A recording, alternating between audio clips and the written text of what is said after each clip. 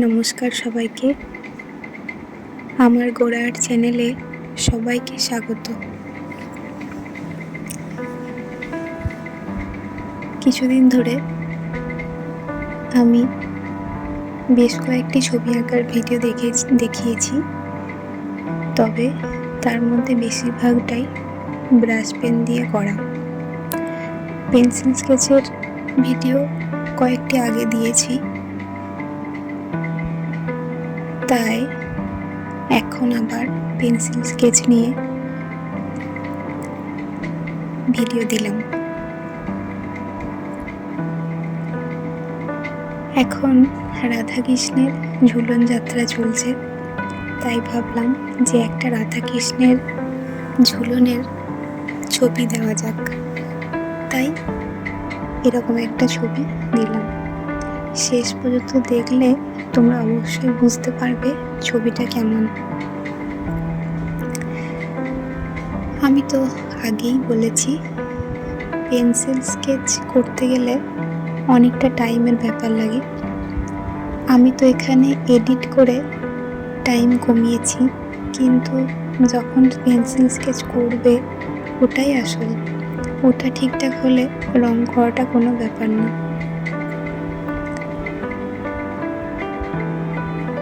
তাই pencil sketch করতে গেলে একটু ধৈর্য নিয়েই কাজ করতে হবে। আমি এই ছবিটা রং করব, কিন্তু তার আগে পেন্সিল দিয়ে স্কেচটা করে নিচ্ছি। এখানে আমি স্টেডলারের যে পেন্সিল হয় সেটা প্রথমে ব্যবহার করেছি স্কেচটা করার জন্য। এবার বলি, ঝুলন যেহেতু দোলনার মধ্যে হয়, তো এখানেও রাধাকৃষ্ণ দুলছে সেরকম একটা ছবি আমি আঁকব। তো তাই জন্য রাধাকৃষ্ণের যে মেন স্ট্রাকচারটা, ঝুলনে দোলনায় দুললে কেমন লাগে, কেমনভাবে থাকে, সেটা প্রথমে একটু আমি মুখের পোর্শনটা রাউন্ড শেপ দিয়ে আইডিয়া করে নিয়েছিলাম, তারপর ছবিটা আঁকা শুরু করেছি।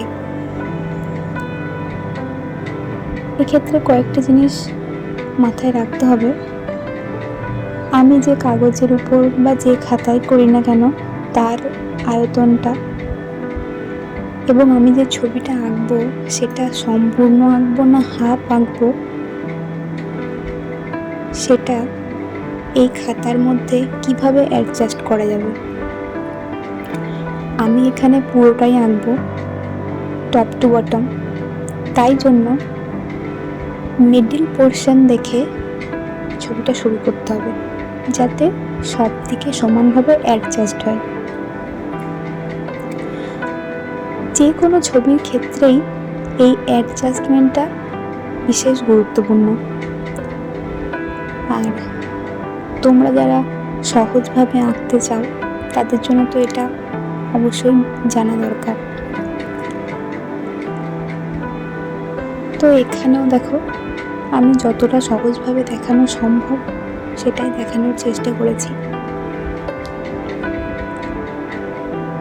পেন্সিলের স্কেচ আস্তে আস্তে চলছে। ভিডিওটা একটু ধৈর্য ধরে দেখতে হবে, জানি একটু লেন্দি হবে, কারণ এর থেকে স্পিডে দিলে তোমাদের কোনো কিছুই মাথায় ঢুকবে না, যে কিভাবে কি হলো, স্ট্রোকগুলো কিভাবে পড়লো। ভুল ত্রুটির মাধ্যমে পেন্সিল স্কেচটা একটা জায়গায় গিয়ে দাঁড়াবে, তারপর সেটাকে মনে হবে পারফেক্ট। যাই হোক, ঝুলন যাত্রা চলছে। আজকে হয়তো 3-4 দিন ঝুলন হয়েও গেল, আর হয়তো 2 দিন হবে, তারপরেই ঝুলন যাত্রা সমাপ্ত হবে রাখি পূর্ণিমার মধ্যে দিয়ে। ঝুলনটাও আমাদের বাঙালির একটা ঐতিহ্য। ছোটবেলায় আমরা পুতুল নিয়ে ঝুলন খেলা খেলেছি, আবার মানুষ ঝুলন যখন হয়েছে সেরকম নিজেরাও কেউ কেউ সুযোগ পেয়েছি ঝুলন সাজার। সব জায়গায় হয়তো মানুষ ঝুলন হয় না, কিন্তু অনেক জায়গায় হয়। আমি যেখানে থাকি সেখানে আমিও একটা ঝুলন করি, মানুষ ঝুলন। তোমরা যদি চাও মানুষ ঝুলনের ভিডিও দিতে পারি। সেখানে অনেক রকম মেকআপের ব্যাপার থাকে, হাতের কাজের অনেক কিছুই থাকে। যেমন থার্মোকলের অনেক কিছু বানানো হয়, অস্ত্র শস্ত্র, বিভিন্ন দেবদেবীর বাহন, শ্রীকৃষ্ণের বাঁশি, অনেক কিছু। যাই হোক, সেই সমস্ত ভিডিও পরে কোনো একদিন দেবো, অবশ্যই দেওয়ার ইচ্ছাও আছে।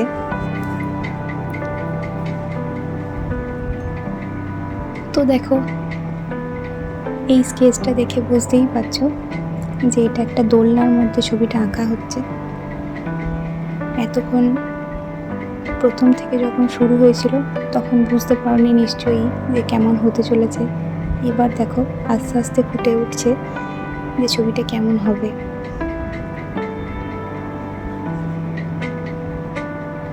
শ্রীকৃষ্ণের কাঁধে রাধা, আমাদের স্বয়ং রাধারানী মাথা দিয়ে আছে এবং দোলনায় দুলছে।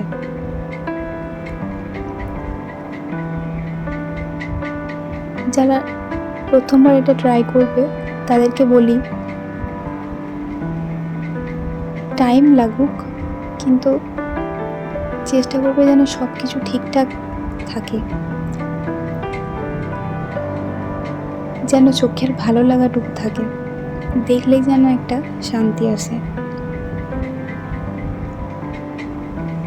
এবার দেখো, পেন্সিল স্কেচ যদি তোমরা চাও আমি অবশ্যই ভিডিও দেবো, তবে একটু লেন্দি হবে।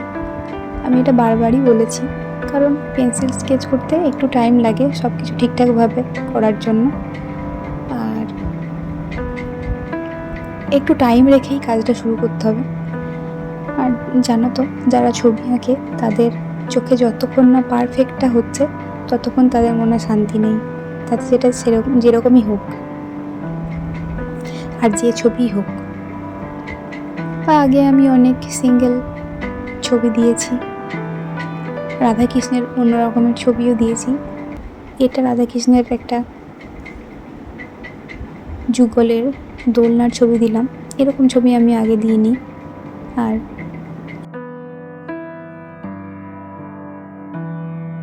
হ্যাঁ, তবে যে দোলনায় দুলছে এটা একটা ধারণা থাকে মনে, সেই অনুযায়ী ছবিটা করেছি। আর দেখো, খুব যে জটিল কিছু আছে সেরকম না, তোমরা চেষ্টা করলে অবশ্যই পারবে। এই পুরো ছবিটাকে দুটি ভাগে ভাগ করেছি। রঙের কাজটা এখানে দেখাইনি, এখানে শুধুমাত্র পেন্সিল স্কেচটা। যাই হোক, পেন্সিল স্কেচটা কেমন লাগলো সেটা অবশ্যই জানিও।